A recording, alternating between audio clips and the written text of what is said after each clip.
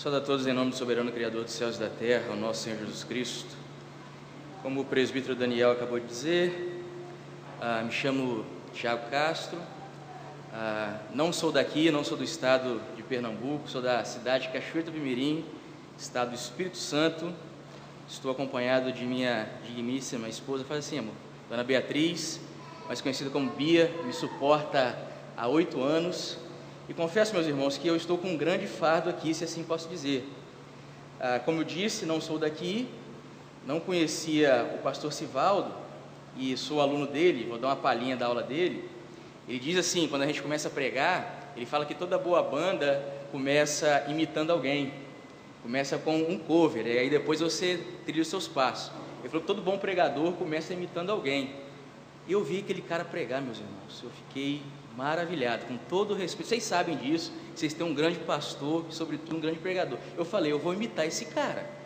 Aí comecei a imitar, tem dado certo. Ele disse que é muito difícil tirar nota boa na matéria dele, de fato é, e pela graça de Deus estou indo para o meu 3º ano, tenho tirado notas boas, desde quando cheguei aqui, trabalho na igreja presbiteriana de Aldeia, mando um abraço do presbítero Otmar, que fez um curso com os presbíteros aqui. Então depois vocês comparam aí, depois vocês falam com o pastor Sivaldo. Dito isto, abra sua Bíblia aí, por gentileza, em Lucas, Evangelho de Jesus Cristo, segundo escreveu Lucas, capítulo 16, leremos dos versos 19 a 31. Eu peço que, à medida que você for encontrando, se coloque de pé para acompanhar a palavra do Senhor, a leitura da palavra de Deus. Lucas 16, 19 ao 31.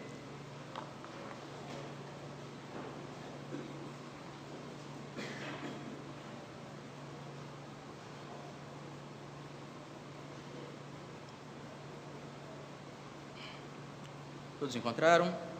Diz assim a palavra de Deus. Ora, havia certo homem rico que se vestia de púrpura e de linho finíssimo, e que todos os dias se regalava esplendidamente. Havia também certo mendigo, chamado Lázaro, coberto de chagas, que jazia à porta daquele, e desejava alimentar-se das migalhas que caíam sobre a mesa do rico. E até os cães vinham lamber-lhe as úlceras. Aconteceu morrer o mendigo e ser levado pelos anjos para o seio de Abraão. Morreu também o rico e foi sepultado. No inferno, estando em tormentos, levantou os olhos e viu de longe a Abraão e Lázaro no seu seio. Então, clamando, disse: Pai Abraão, tem misericórdia de mim, e manda Lázaro que molhe em água a ponta do dedo e me refresque a língua, porque estou atormentado nessa chama. Disse, porém, a Abraão: Filho, lembra-te que recebeste os teus bens em tua vida, e Lázaro igualmente os males. Agora, porém, aqui ele está consolado, tu em tormentos. E, além de tudo, está posto um grande abismo entre nós e vós, de sorte que os que querem passar daqui para vós outros não podem, nem os que de lá passar para nós. Então replicou: Pai, eu te imploro que mandes a minha casa paterna, porque tenho 5 irmãos, para que lhes dê testemunho, a fim de não virem também para este lugar de tormento. Respondeu Abraão: Eles têm Moisés e os profetas, ouçam. Mas ele insistiu: Não, pai Abraão, se alguém entre os mortos for ter com eles, arrepender-se-ão. Abraão, porém, lhe respondeu: Se não ouvem a Moisés e aos profetas, tampouco se deixarão persuadir, ainda que ressuscite alguém dentre os mortos. Até aí, deixe sua Bíblia aberta, feche seus olhos. Vamos mais uma vez a Deus em oração.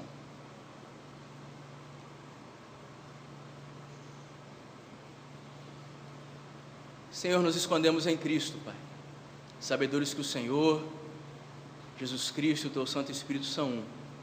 Sabemos que é o Senhor que governa a Sua igreja, é o Senhor que nos sustentou durante todo esse dia para nos trazermos neste espaço de culto chamado a Casa Tua, para tão somente sermos governados, continuarmos sendo governados por Tua Palavra. Portanto, só sobe um desejo em nosso coração, Pai. Fale conosco. Te oramos no nome de Cristo Jesus. Amém. Podemos se sentar, queridos. Dentro das últimas décadas, tem se intensificado a noção que é preciso ter cada vez mais bens materiais, isso para que eu possa ostentá-los. De forma indireta ou direta mesmo, o nosso mundo, o mundo que a gente vive isso. Somos constantemente seduzidos e atraídos pela cobiça de ter as coisas e tê-las imediatamente, com a finalidade que as pessoas saibam que eu tenho, que eu possuo. Tudo tem se tornado uma necessidade. Equacionamos felicidade ao ter os bens materiais e ostentá-los. Quem é o homem feliz? Quem é a mulher feliz? Aquele que tem coisas, aquele que tem bens, aquele que possui, aquele que ostenta. A filosofia chegou a denominar tal prática moderna como ela a chama de afluenza. Tal palavra teve seu primeiro registro em 1954, sendo um neologismo, uma combinação em inglês de influenza, gripe, e affluenze, riqueza, que posteriormente foi caracterizada como doença que dava em filhos de rico. E por conta do uso sincrônico do termo, affluenza descreve essa fome pelo ter, pelo mostrar que se tem, pelo prazer de ostentar. Hoje, ela é definida pela filosofia, bem como por alguns psicólogos de linha behaviorista, como condição e desejo imoderado e extremado em obter bens materiais e ostentá-los. É um termo usado para explicar os problemas e as disfunções originais que ocorrem com os indivíduos que estão em busca de dinheiro, fama, riqueza, bens e ostentação. E com isso, tais pessoas passam a dar mais valor aos bens do que os próprios seres humanos, colocando seus desejos naquilo que aparentemente lhes satisfaz. Pois para esse mundo, quanto mais você tem, mais você será feliz. No entanto, nós sabemos que ter não é necessariamente sinal de felicidade e nem de vida plena. Quantas pessoas você conhece que tem dinheiro e não é feliz? E o pior, nós também sabemos que Deus não vê como o homem vê. Aquilo que é elevado para o mundo é abominação diante de Deus. E veremos que tal pensamento mundano é combatido pelas Escrituras e que no final das contas isso leva o homem a uma condenação terrível e eterna. É sobre isso que o nosso texto vem nos falar essa noite. Nosso texto se encontra no Evangelho de Jesus Cristo, segundo o escreveu Lucas, sendo o Evangelho de Lucas um dos livros mais longos de todo o Novo Testamento, que possui uma boa quantidade de informações que só são encontradas aqui no Evangelho de Lucas, inclusive o nosso texto. Desde muito cedo na história da igreja foi convencionada a autoria de Lucas aos livros Lucas e Atos. Destaque o manuscrito mais antigo, o papiro citado como P75, datado de 175 a 225, diz que Lucas é o autor. Autores antigos como Irineu e Tertuliano também asseveram a autoria de Lucas, esses dois livros. Você conhece a história? Lucas foi companheiro do apóstolo Paulo em suas viagens missionárias, e Paulo em Colossenses informa que Lucas era médico, e ele escreve as suas obras para Teófilo, seu possível mantenedor, e ele resolve relatar aquilo que Jesus começou a fazer e a ensinar, e ele se preocupa com seus relatos, trazendo estes em ordem cronológica. A bem da verdade, Lucas escreve esse evangelho para os gentios. Nos versos de 1 a 4 do capítulo 1, percebemos que seu enfoque maior é explicar a obra da salvação. Todo o evangelho tem a lume esse enfoque.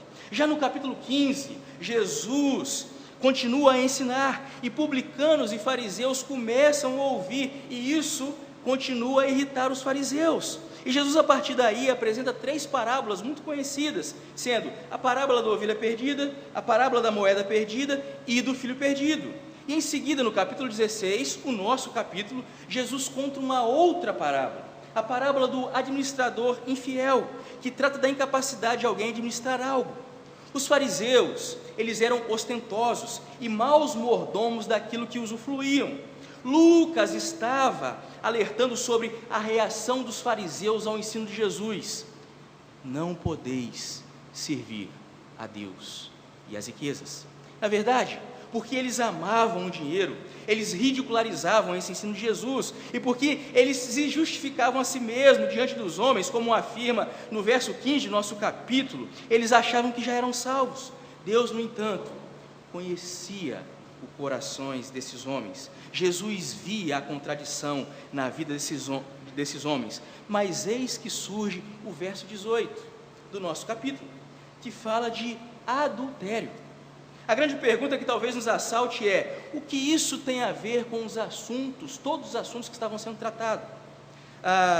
William Hendrickson vai dizer que o que está acontecendo aqui é que Jesus está mostrando toda a atitude incorreta dos fariseus. Parece que os fariseus, ou aqueles que negam a Jesus, os seus ensinos, estão amando mais as coisas e usando as pessoas, contrariando os ensinos das Sagradas Escrituras, em que nós somos orientados em ter e usar as coisas e não amá-las.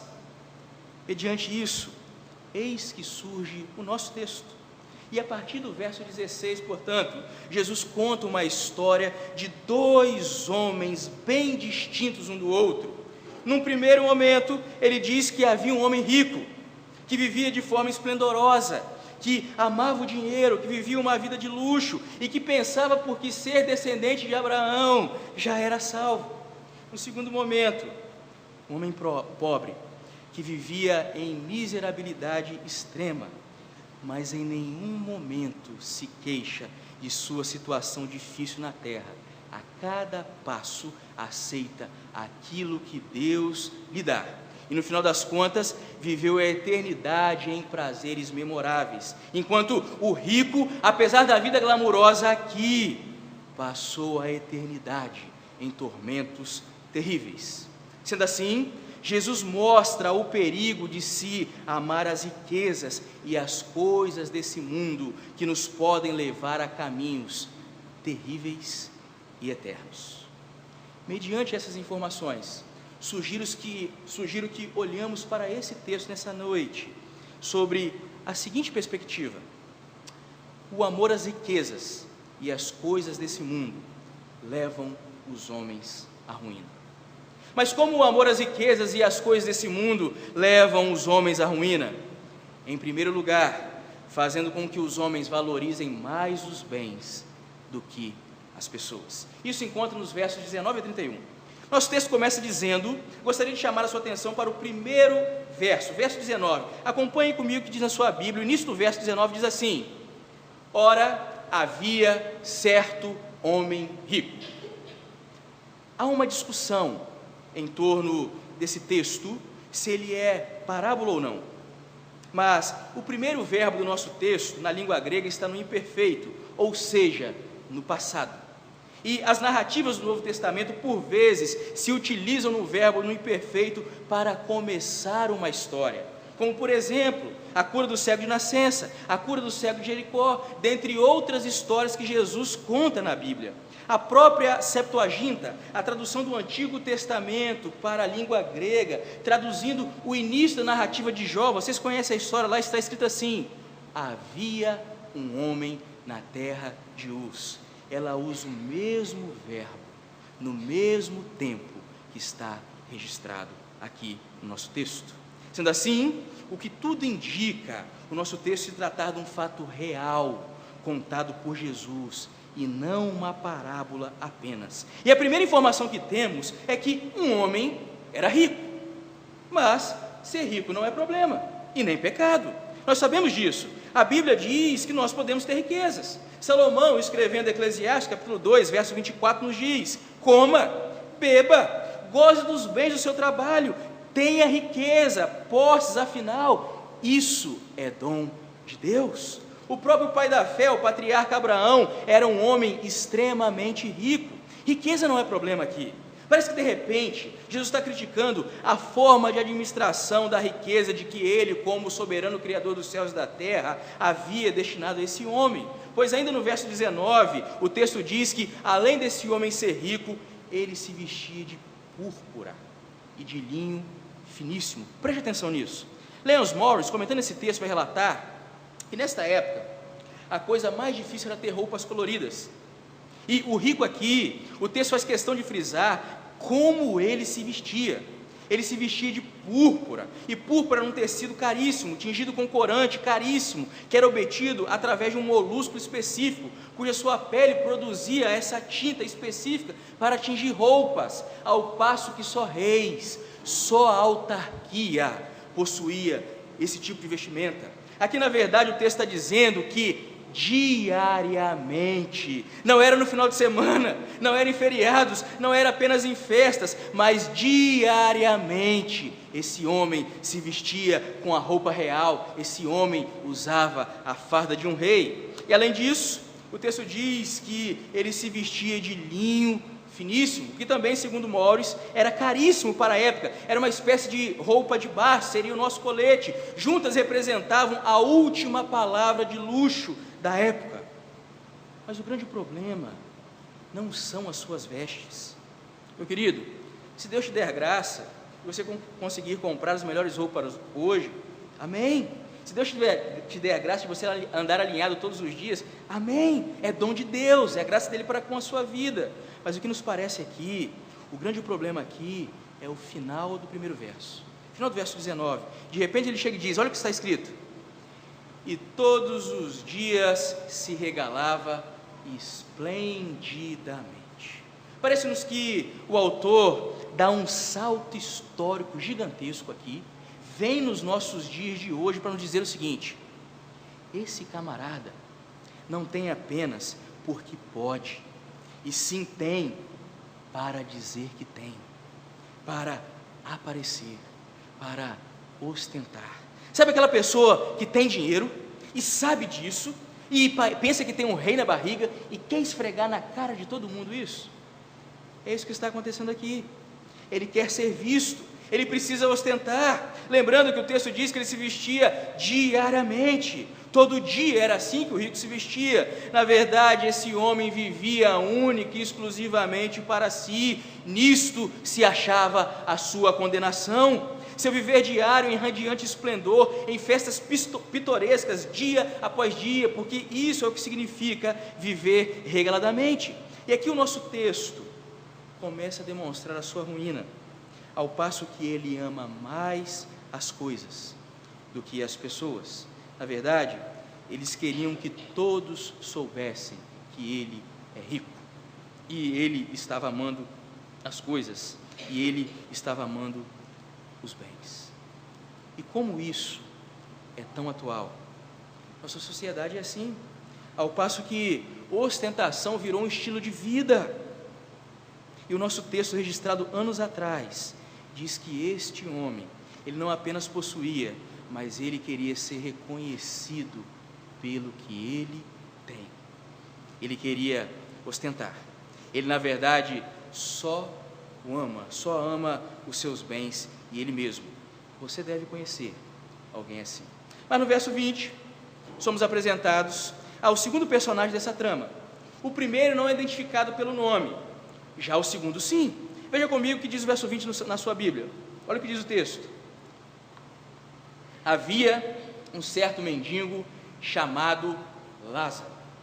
Os comentaristas fazem questão de nos lembrar que aqui é a única vez em todas as Sagradas Escrituras que Jesus atribui o nome a um personagem em sua história, mais uma vez corroborando para que o nosso texto se tratar de um fato real. Mas perceba, a primeira informação que nós temos desse homem é que ele vivia uma realidade diametralmente oposta do primeiro homem.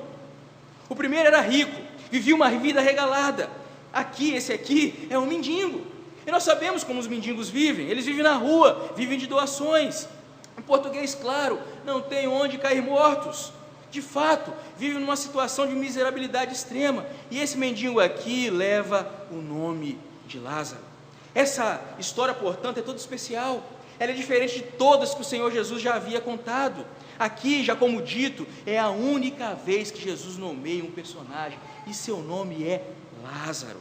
que vem do hebraico Eleazar, cujo significado é a quem Deus ajuda. Era talvez um nome comum para todo pobre, atribuído a todo pobre naquela época, que não tinha condição de nada, nem ajuda de ninguém, por isso que só Deus pode o ajudar. E para piorar a história, além desse homem ser pobre, ele era doente, e sua doença, ainda para piorar, era algo visível.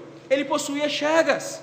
Imagina a cena, imagina um mendigo vindo até você, e ainda com as suas feridas à mostras. Queridos, quando se tem uma doença, e ela está externada, até temos compaixão, mas quando se vê um mendigo que ainda possui feridas abertas, se formos sinceros, a bem da verdade, nós nem sequer olhamos, pelo contrário, queremos distância. Então aqui está um homem que sabia de fato o que era sofrer. Além de pobre, não conta com a ajuda de ninguém, possuía uma doença visível, as suas feridas estavam à mostra, e ninguém fica perto de gente assim. E para piorar ainda, final do verso 20, olha o que diz o texto: que jazia à porta daquele. E parece que além de todos esses sofrimentos, ainda esse homem não podia se mover, talvez ele fosse até paralítico, pois o original da palavra jazia traz a ideia daquele que foi lançado ali e ficou sem condições de se mover. Esse homem estava na porta do rico, sem poder andar, esperando que alguma coisa caísse de sua mesa, nem que fosse as suas migalhas. O verso 21 nos informa exatamente isso, mas a única coisa que ele conseguia ali era que os cães lambessem as suas chagas. Talvez o único alento, a sua única companhia eram dos cachorros, mas a imagem dos cães aqui é terrível. Graham Kenner, no comentário histórico-cultural da Bíblia, lançado recentemente pela editora Vida Nova, vai dizer que esses cães aqui são típicos da Palestina, conhecidos como necrófagos, que gostavam de comer carniça. Eles eram mal vistos pelos judeus palestinos e tinham o mesmo valor de ratos e de outros animais que poderiam causar doenças. Esses cães eram considerados impuros, se alimentavam de carniças, possuíam línguas ásperas e afiadas, sendo que todas as vezes que eles lambiam as chagas do mendigo, ele sentia dor e ainda podia ser contaminado.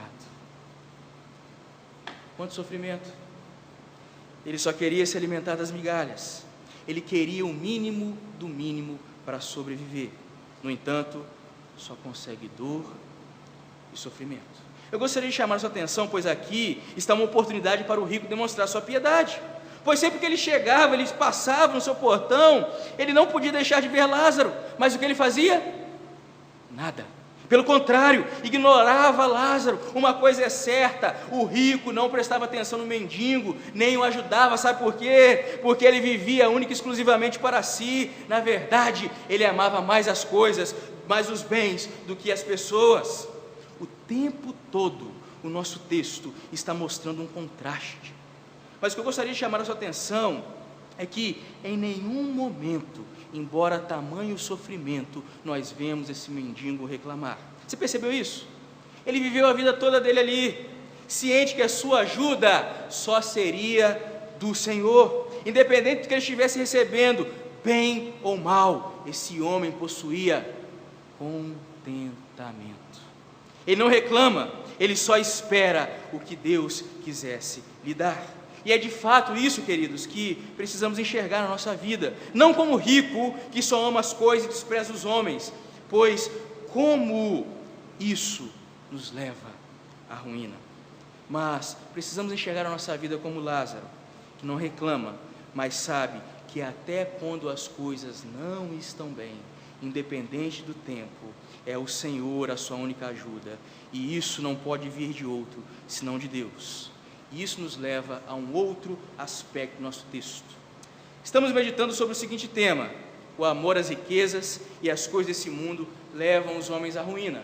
Acabamos de ver que o amor às riquezas o amor às riquezas e as coisas desse mundo faz com que os homens amem mais os bens do que as pessoas. Por conseguinte, o amor às riquezas e as coisas desse mundo não deixam os homens se preocuparem com o que realmente importa.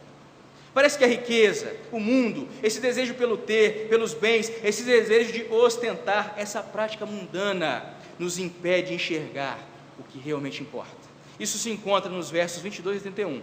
E no verso 22, ao início do segundo ato de nossa trama, diz o texto que ambos morreram, mas como de início, mais uma vez, eles estão em posição diametralmente opostas. O mendigo morre e é levado pelos anjos até o seio de Abraão. E o rico morre e é sepultado, e vai para um lugar de tormento. No entanto, queridos, a morte de Lázaro foi um alívio.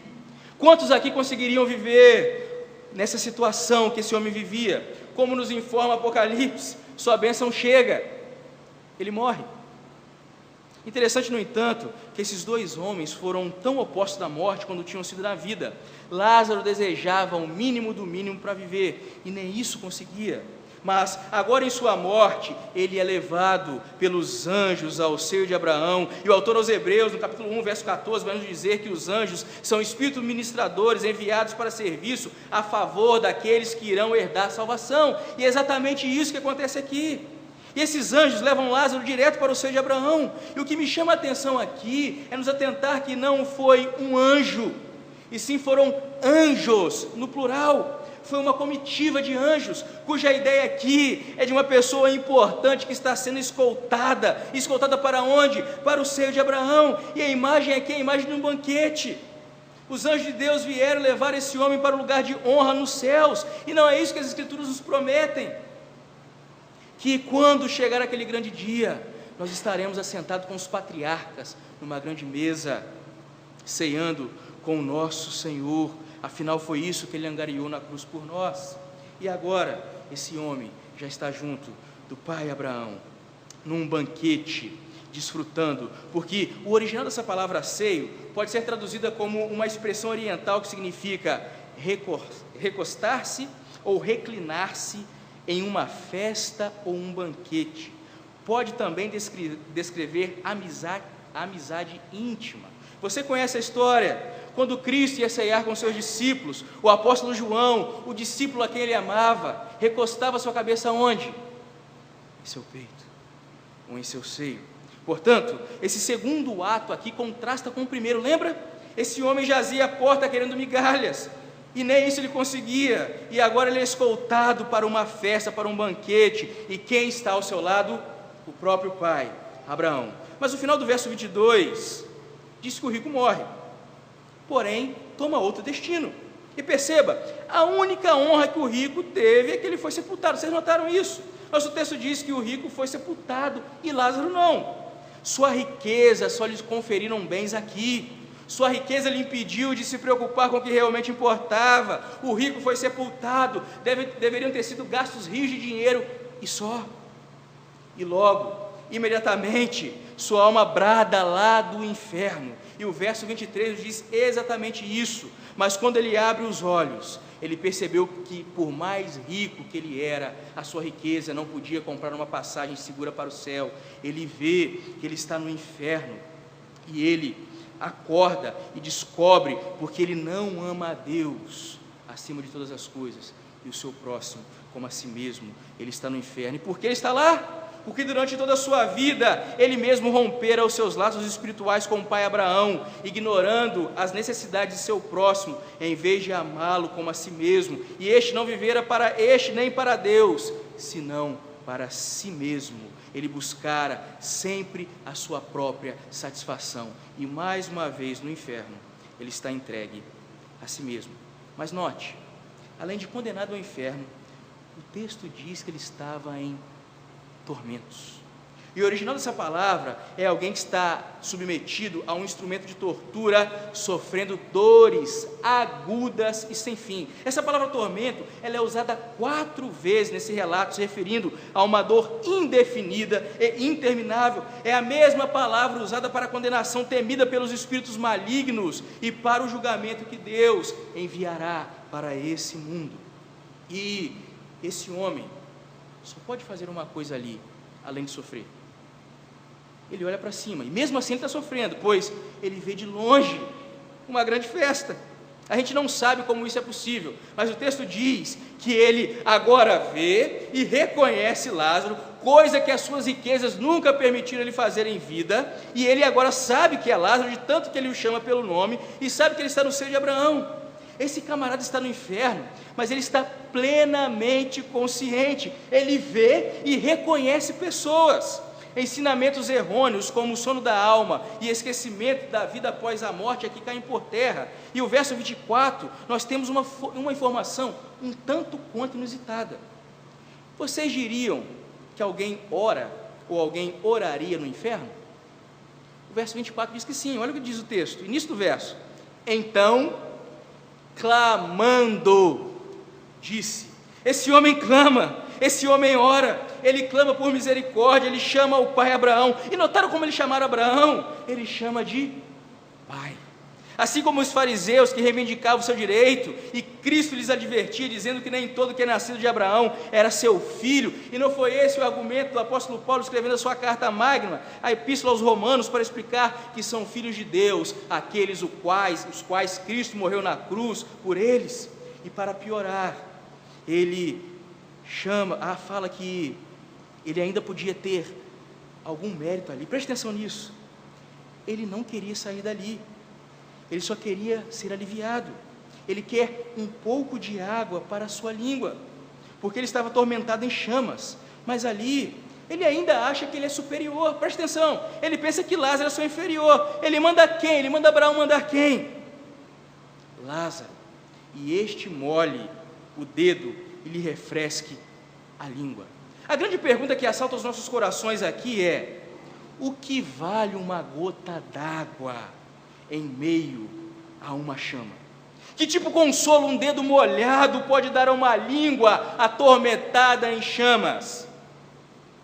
Parece que a ideia aqui é que nenhum consolo, por mínimo que seja, será dado para aqueles que estão no inferno.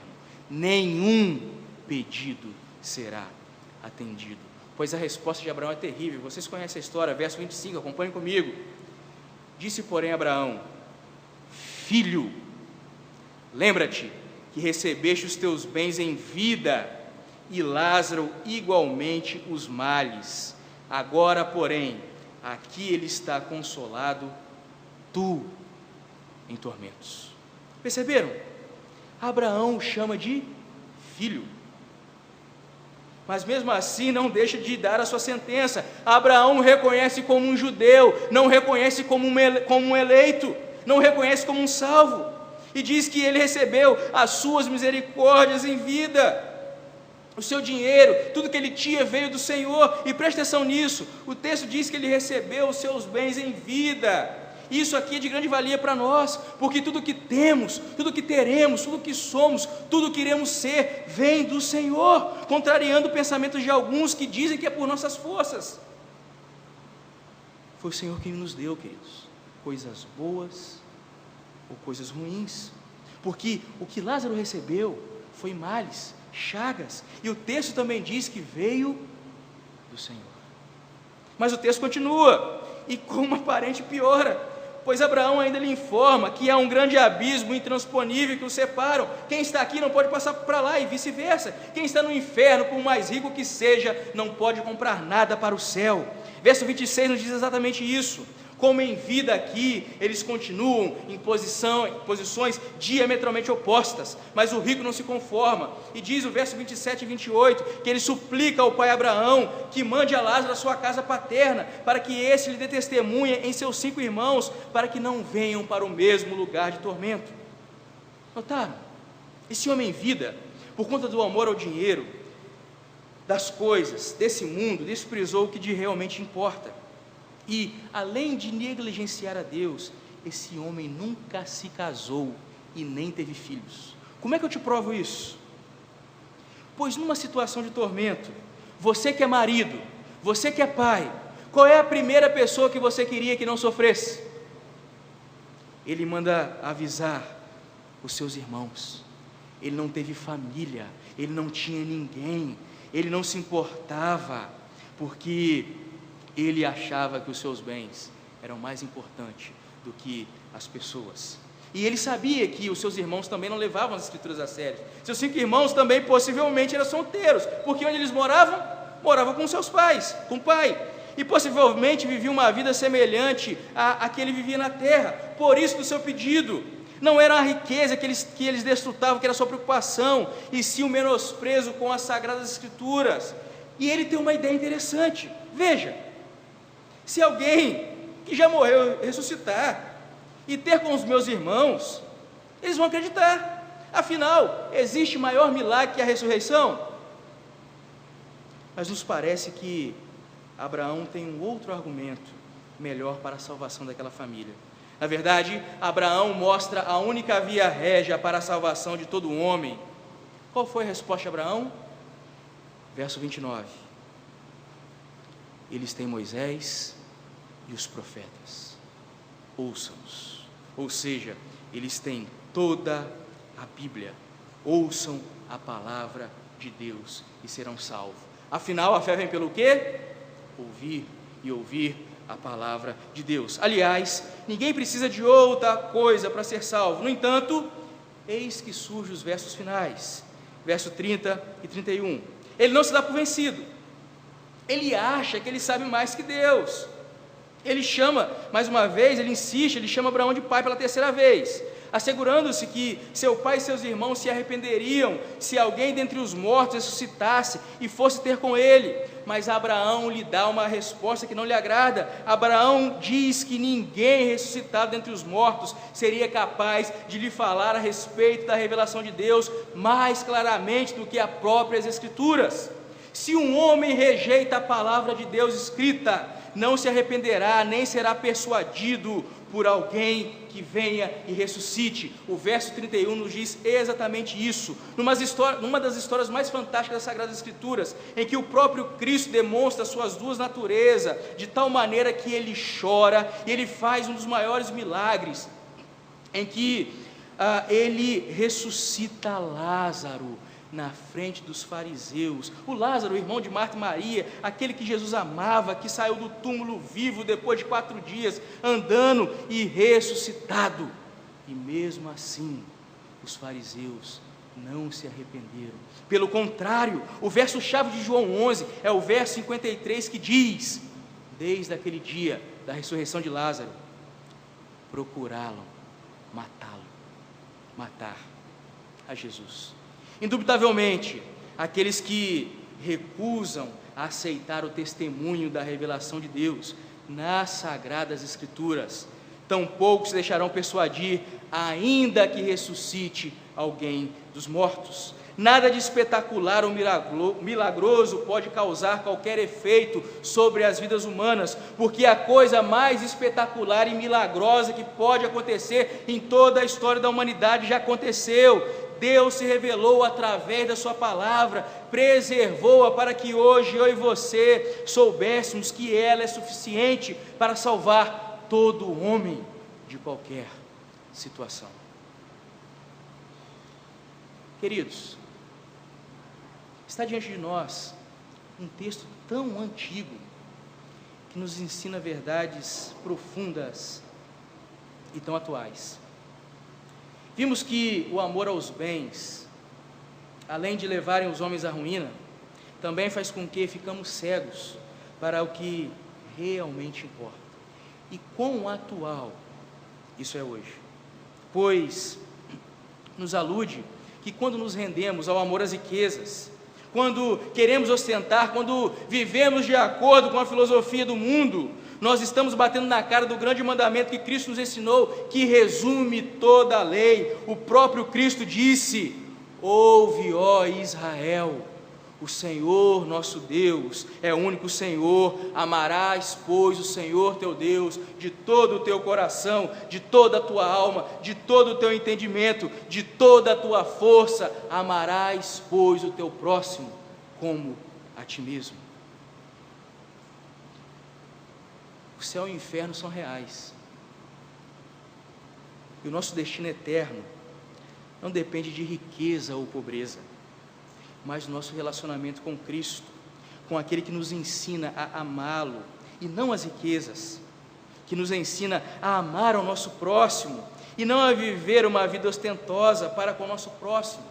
Portanto, queridos, que possamos olhar para Cristo, que é o nosso mestre por excelência, que por amor se encarnou, se fez servo, comeu com pecadores, que viveu aqui, ensinou a escola da sociedade e no final nos amou com tão grande amor, que deu sua vida por nós.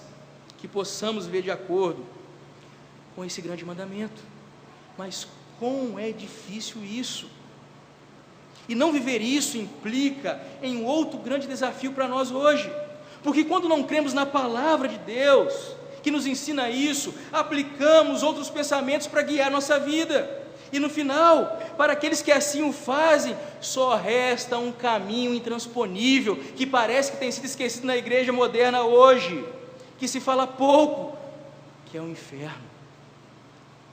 Lá há tormento, lá não tem segunda chance, lá os nossos bens aqui não valem de nada, ou aquilo que damos valor aqui, lá não tem valor nenhum.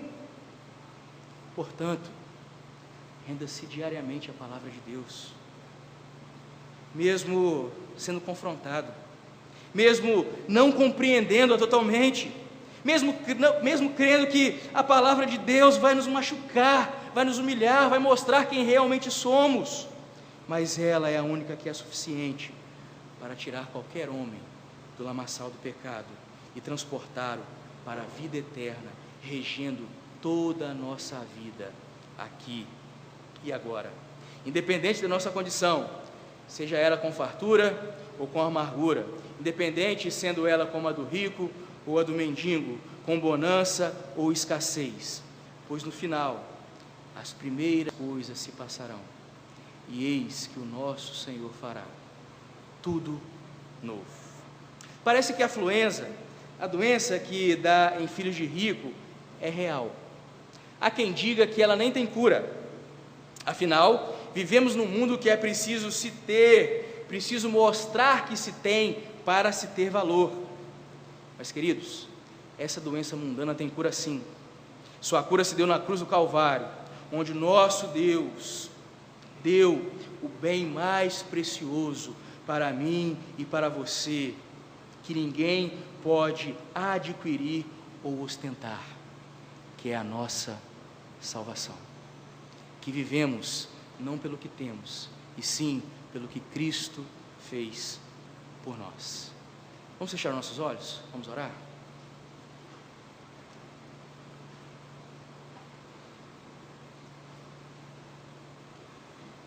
Muito obrigado, Pai, por apesar de nós, o Senhor ainda falar conosco, e que de fato essa sua palavra, a palavra que o Senhor sempre falou, a palavra que está registrada nas Sagradas Escrituras, Deus, possa encontrar morada em nosso coração, transcorrer a nós e se tornar prática de vida, que possamos sim, Deus, escondidos em Cristo, amar ao Senhor mais que todas as coisas, e ao nosso próximo, como a nós mesmos, que possamos de fato viver, não como o mundo diz que tenhamos que viver, e sim como a Tua palavra diz que precisamos viver a nossa vida. Faça isso conosco, que eu e meus irmãos possamos sair daqui nessa noite, sabedores que é o Senhor que rege a nossa vida. Te oramos no nome de Cristo Jesus. Amém.